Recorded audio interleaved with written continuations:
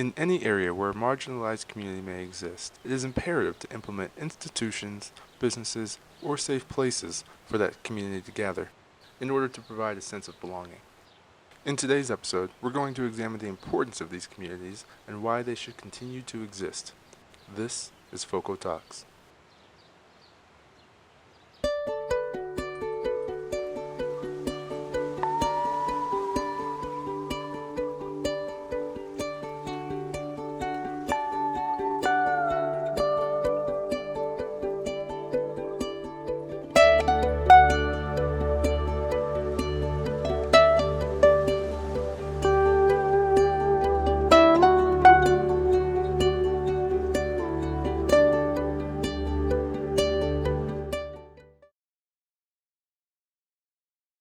Hello, my name is Jamal Page, and I'm here with our first episode of the video series produced by FC Public Media. And our first guest today is this gentleman right here. Please tell us a little bit about yourself. My name is Jamal Skinner. I'm an off and on resident of Fort Collins for 26 years. I lived here a total of 20 years, last for 6 years. I am now currently the executive director of a out-of-school program nonprofit called the Cultural Enrichment Center of Fort Collins. Prior to that, I've just existed here in Fort Collins. I was a musician for 15 years, still slightly playing with a reggae band that we toured the country. And yes, I'm a longtime resident of this community.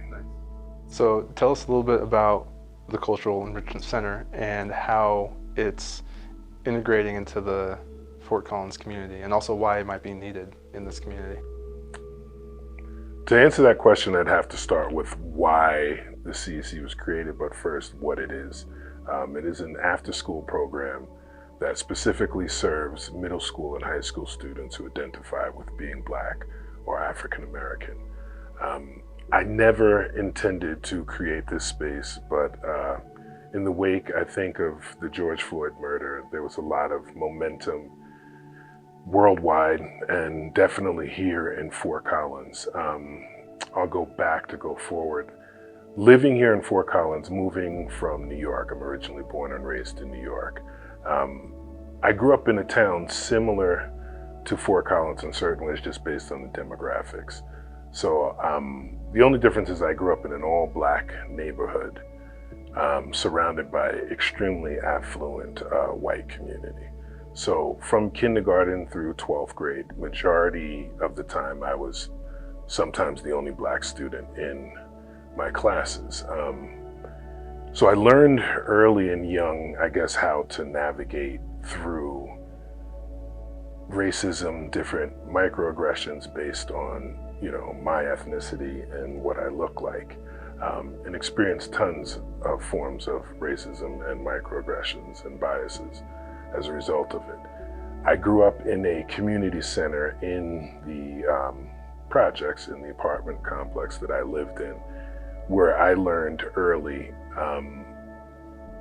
began to learn history, African American history, and as a result, gave me a sense of confidence. So moving into Fort Collins, I moved here in the fall of 1996. So I've seen a lot of change happen in Fort Collins.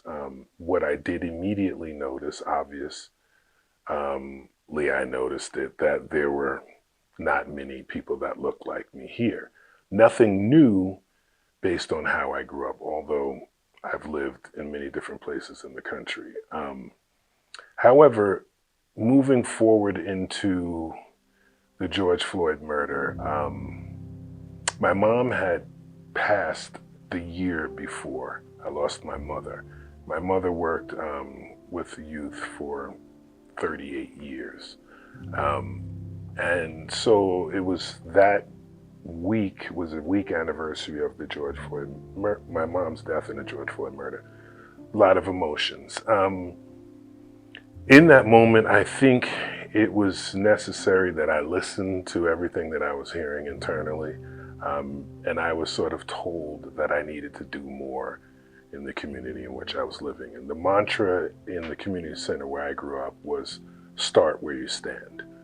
So I decided at that time to create a space for 10 Black youth in Fort Collins where they could have what is considered a safe, brave space to first commune with each other and also give them opportunities academically, but to connect them culturally to things they may not experience based on the fact that they're less than 1% of the population here in Fort Collins. And a lot of kind of what I've been seeing is it's almost like some people don't recognize or maybe understand that there is a lack of like representation for us. And so because they don't see that as being an issue, when they see the creation of places like the Cultural Enrichment Center, it kind of throws them off. Because like, why do you guys need that? Like, because there's no problem. Like, you guys should be fine. Why do you need like a separate space to yourself?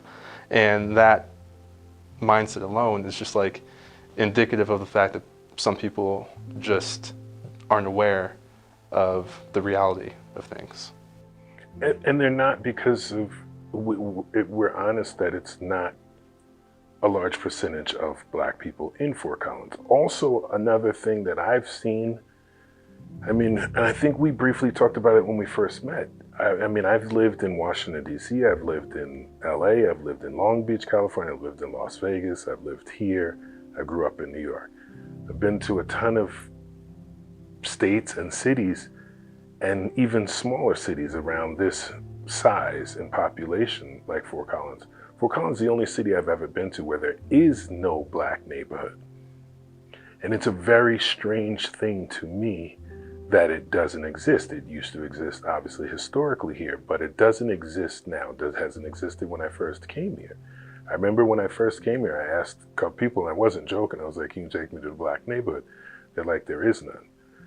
So when you have that piece in a city, it allows for things to organically grow in that space. Because most of the Black people in the city are all spread out, you get people saying, well, I can't believe that happens here. Or if a young kid, like every kid in our program, says they experience, racism in the schools and from their peers, people don't believe it's possible because they haven't had enough experience to have the conversations. People also may not want to have the conversations. It's just easier to act as if something doesn't exist. But the reality is it does. And people's experiences are real. They're not false. And sometimes their narrative is not accepted as reality. Right. And that's the part that becomes frustrating. And it can be detrimental when you're talking about young people because it makes them not want to be a part of anything. Yeah. Tell us about some things that are upcoming with the CEC. First and foremost, I'll talk about just our programming briefly. We run Tuesday, Wednesday, Thursdays after school. We have a computer programming class, we have art, we have music, we've had African drumming and dance. We've tried to give the kids a buffet of possibilities in order that one may grab one thing or another.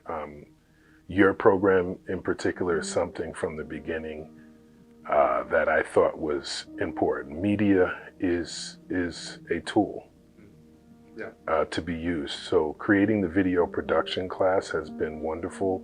And one of the projects that we're working on is a documentary. And this goes back to their voice not being considered legitimate in the spaces that they're in. So we talk to them about all of the stories that they've been telling in our space, that why don't we tell the story, or they tell their story, and we document it. So we've been working on a documentary of what their experience is being a Black youth in Fort Collins. And so it's been a wonderful journey.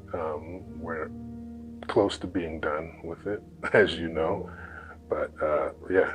I know something that the center does is, or at least has done before, is the educational kind of like field trips. Like we took some of the kids out to DC last year.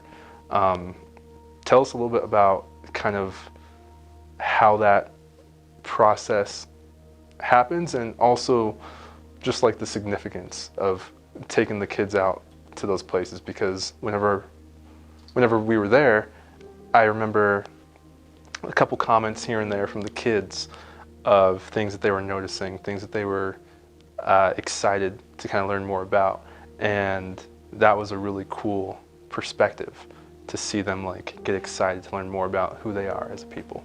Yeah, I'm always a promoter, propagator, and advocate of understanding your value in whatever it may be. And I know we talk to the students, I do a lot, and since the inception of the CC, about identity. Everyone has a choice, you know, we tell them to whatever they choose to identify with. However, society has a way of creating an identity for you as well. And what I did notice in the beginning of having these conversations and continue to have with the kids is that they are sometimes not confident in their own identities, whatever that may be, and specifically the identity of being Black or African American. It sometimes creates a badge of shame for a lot of them. So our purpose in the CEC, before we even get to the trips, was to initially have staff like yourself who look like the kids, who have some of the similar lived experience. And I can go back to me saying where I grew up in New York, but New York is a very diverse place. So I spent a lot of time outside of just the little town I lived in, and I also went to Howard University in Washington, D.C. That was my choice, and I think all of us, to take these youth outside of this bubble known as Fort Collins and give them an experience they may not have had or may never have, for whatever the reasons may be. But going to the museums and giving them a sense of culture in general was the purpose. But definitely our focus on the African American History Museum there, that I think was eye-opening to all of them based on some of the conversations we had and things they were learning inside the center. To see it, I guess, on a grander scale made them appreciate more, I think, what we've been giving them. And then we took them over to Howard University, a historical Black college or historical Black university, and giving them the possibility to see things that they can obtain in higher education, and in a space where, again, there's more people that look like them.